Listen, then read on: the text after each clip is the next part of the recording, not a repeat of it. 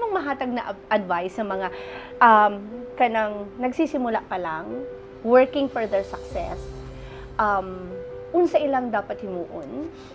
Along sa ako ang pagka ako karon, daghan kong naagian gyud nga mga lubak, mga disappointments, mga hilak, sleepless nights.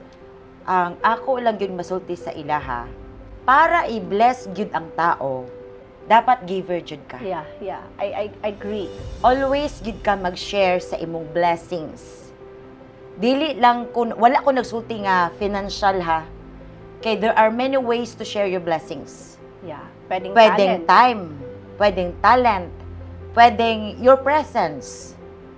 Mao akong gipasabot. Pero kung na kay kwarta, nga makita nimo nga luoy kaayo, tabangi.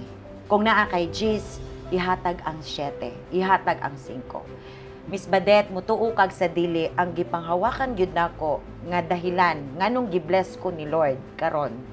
Dili because isa na ang nag-hard work ko, isa na ang naningkamot ko, but isa lang ako makita. Kay kung moingon ka nga hard work ang ako ang cause nga ang dahilan nga ningkamot ko, daghan kaayo nag-hard work. Daghan kaayo nagsipag, nagtiyaga. Why me? Daghan ta.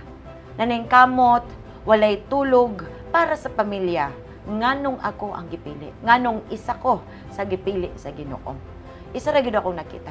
Because God knows how pure my heart nga muhatag sa uban, labi na sa mga walang-wala. Mga nanginahanglan. Labi na sa mga taong dili maka-payback sa akong gihatag. Exactly. Wala kanang akong paghatag nga nagahatag ko nga naay video. Possible ginabuhat nako na not because to brag but because to inspire. Na ako'y kwarta, kung wala kay kwarta, pwede mo hatag ka. Prutas, pwede ka ma-share. Ang akong buot pasabot, maskin pobre ka, maskin walang-wala ka, share kung unsa ang anaa kanimo. Kung naa kay prutas, ihatag sa walay makaon. Kung naa kay sudan, ihatag sa walay sudan. Bahalag wala kay kwarta, kung naa kay oras, ihatag sa ilaha.